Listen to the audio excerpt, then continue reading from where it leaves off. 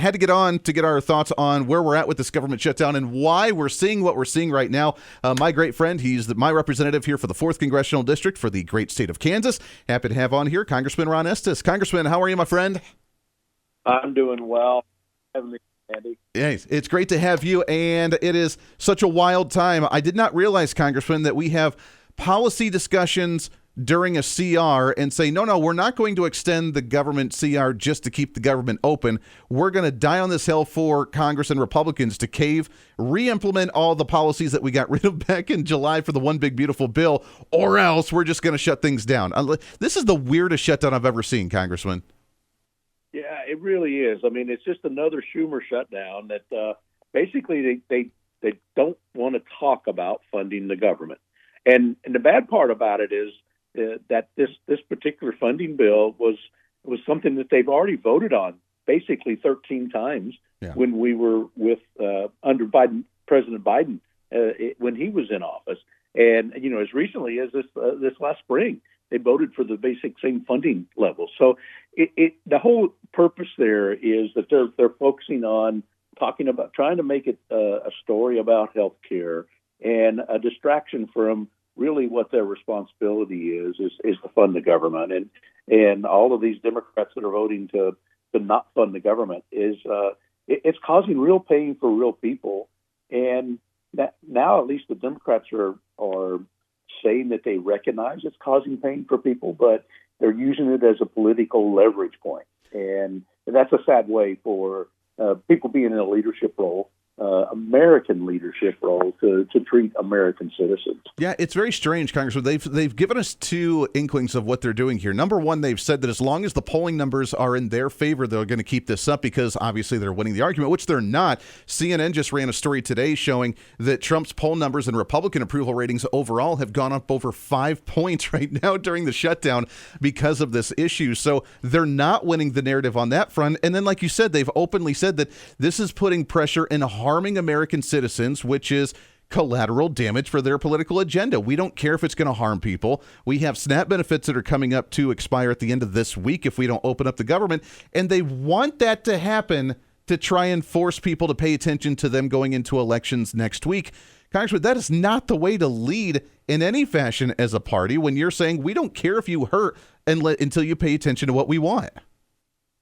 Yeah, it really is. And it is just a political game that they're playing, and instead of trying to focus on doing their job, doing the responsibility, which is funding the government. And so there's going to be differences in debate about how much our total appropriations should be for 2026 going forward. But let's keep the government open while we're having that discussion and finalizing that. That's why we created this CR, this continuing resolution, and until November 21st, when we voted on it back in September, was to actually be able to have some time for the appropriations committees to sit through and come up with, okay, how much we're going to spend on health and human services, how much we're going to spend on defense, how much we're going to spend for agriculture department. And with the shutdown, those discussions aren't happening. Yeah. So, Congressman, you being on Ways and Means, you being in budget conversations a bit, in this CR that was supposed to go for 7 weeks, now we're about a month past that. If we end up passing some type and Democrats get on board, we ended up passing a CR to extend, is it still 7 weeks from when it's actually voted on? Does it still go till December? What's the future look like as this government shutdown continues to linger on right now? So the bill that the Republicans passed out of the House of Representatives sets November 21st as the deadline for the continuing resolution to move forward. Okay. The Democrats in the Senate are filibustering it and have voted it down, voted to keep the government closed.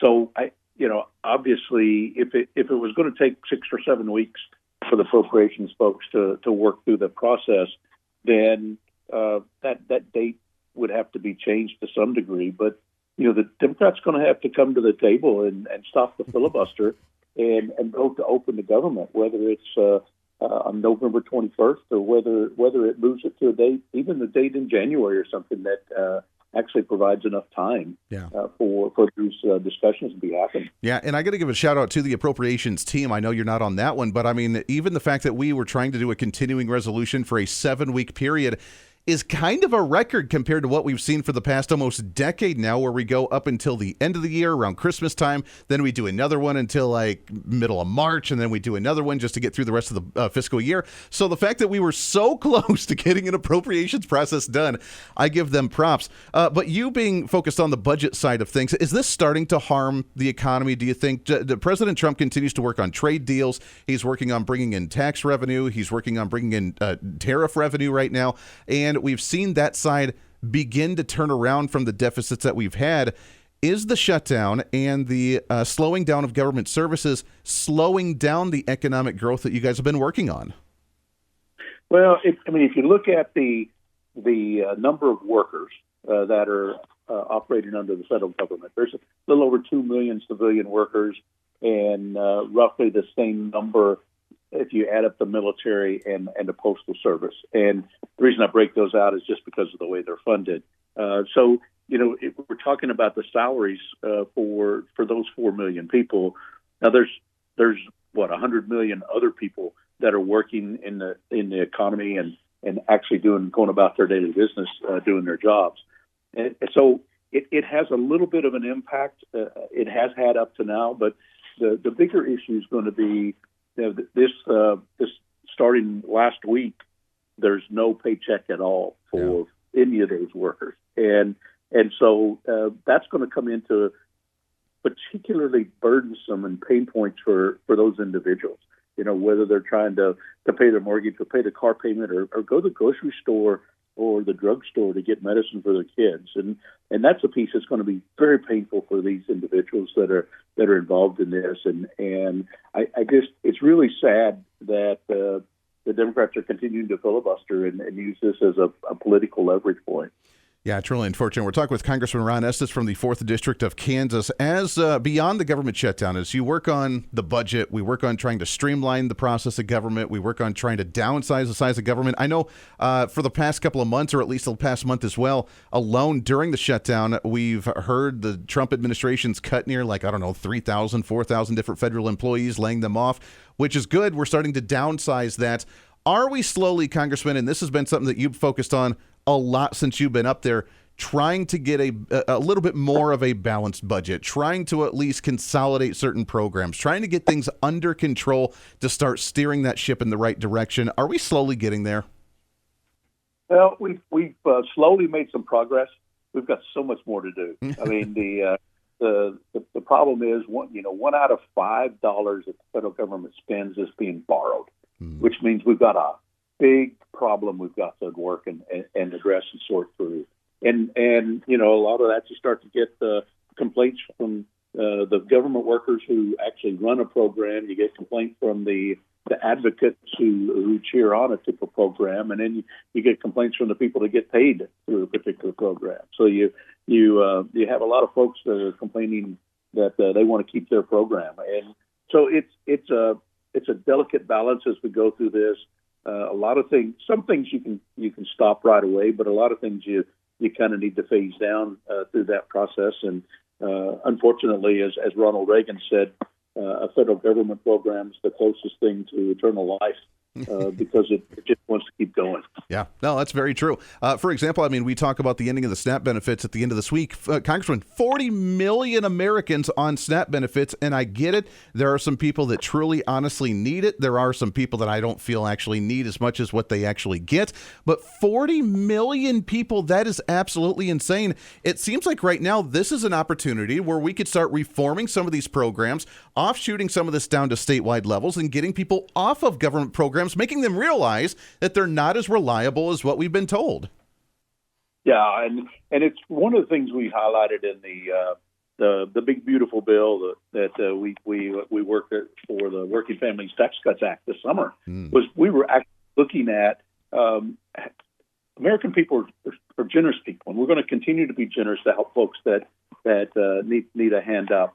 But there's also some expectations that if you're an able-bodied adult and you're receiving, say, Medicaid, which is what we talked about with the one big beautiful bill, was that you're able-bodied, you don't have children, you ought to be working, even if it's 20 hours a week, or if not working, then go working on education or doing volunteer work. in order to get this free health care That's right. that the American taxpayers are paying for you. Yeah. No, I mean, that would be common sense. Why not? I mean, you have to volunteer. You have to do something. 20 hours a week is a half a work week for most people, and it's a little silly when they throw a fit about that. Congressman, hang on the line. We got to take a hard break here. It's Congressman Ron Estes from the 4th District of Kansas. The reforms happening right before our eyes. The government shutdown giving us opportunity and creating a deeper conversation on some of these that we should have had a long time ago. Back after this here for The Voice of Reason on a post-Monday celebration. Stay here. This is The Voice of Reason with Andy Hoosier.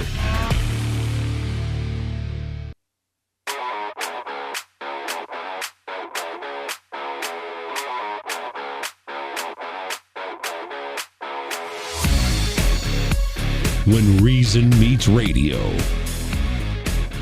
This is The Voice of Reason with Andy Hoosier.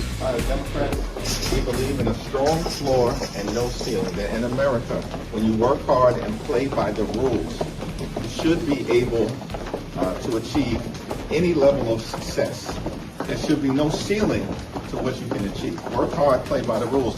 At the same period of time, there's got to always be a strong floor. That's anchored in things like Social Security, Medicare, Medicaid, the Affordable Care Act, veterans benefits and nutritional assistance, and unfortunately the Republicans are trying to destroy that floor and hurt everyday Americans. Wow, there it is, Hakeem Jeffries. So he was walking very importantly down the hallway as the trove of mediaites were following him and answering that question. And we have a strong floor. That's the new talking points from the left side of the aisle. The strong floor, the Social Security, Medicare, Medicaid, the strong floor with the endless bountiful no end in sight, except for, of course, if you're Zohan Mamdani, then we need to ban billionaires, of course. But we need the strong floor, and that's where we're at. Congressman Ron Estes from the 4th District of the state of Kansas. Congressman, did you know that? We have a strong floor that Republicans are trying to dismantle and take away from people. I didn't realize that. Well, they're just making up different stories as trying to find something to justify what they're doing. And it's just the political games that they want to play, which is kind of sad because as even now they're starting to admit it's hurting everyday people. And, when we talk about the folks in the district that are, whether they're, needing support from a food stamp program or whether they're trying to get, trying to buy a house. And if it's in a flood zone, they can't get flood insurance because that was part of the CR that was going to be extended, the flood insurance program. And it's a sad way to treat your fellow American citizens is what they're doing. Well, it's crazy. Right now, they're asking for more subsidies into Obamacare. They're asking to get rid of the work requirements that, like you said, that you guys put in place during the One Big Beautiful Bill conversation back in July. They want public broadcasting refunded again, which is absolutely insane. But to me, you mentioned it in the last segment, that we still have those opportunities. You can still qualify for these things. You just have to, contribute just a little bit with 20 hours a week. And they threw an absolute fit about that option. At the same time, even Barack Obama, when he passed Obamacare back in the day, had said that the federal government will be unsustainable in reimbursing states for their Medicaid programs at a 90% level for the long term. It's not going to last forever. You cannot rely on that. We're starting to back off. You see the budget. You see how far in debt we're going as a federal government. We can't sustain that, and things got to start changing. Yeah, it really is. And, as you said, the demands they're making are that they take $50 billion away from rural hospitals and that they go out and make sure that illegal aliens keep their free Medicaid and health care. And, I think a lot of this is built around the whole concept that Obamacare is failing. And they're seeing it. They covered it up with the COVID bailout. And now the COVID bailout's ending the way they structured it. I mean, it was the Democrats that chose to end this on December of 2025 because they thought that was enough for them to cover it. And it's getting worse and worse. Premiums are going up. Taxpayers are paying more.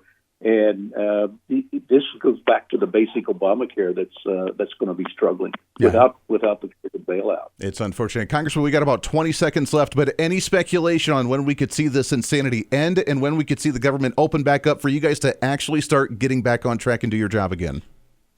Yeah, I don't have a good solid crystal ball. I think they're going to play around with this until after the elections next week because they don't want to disrupt the particular Virginia and New Jersey governor elections. I just don't think it's going to work out well for them, and it's the American people are suffering because of what the Democrats are doing. Yeah, I don't know why that's going to be the big campaign talking point. We're going to keep people from receiving, I mean, the Democrats especially, we're going to keep people receiving your social benefits that we want to give you because we want you to vote for us in the election next week. That's weird to me. Congressman Ron Estes, 4th District of Kansas. Congressman, keep up the fight, my friend. We appreciate it. We love you. Keep up that fight. Let's get you back on again real soon, my friend. All right. Thank you, Andy. Always a pleasure. Congressman Ron Estes right there. Back after this here for The Voice of Reason on your Post Monday. Stay here.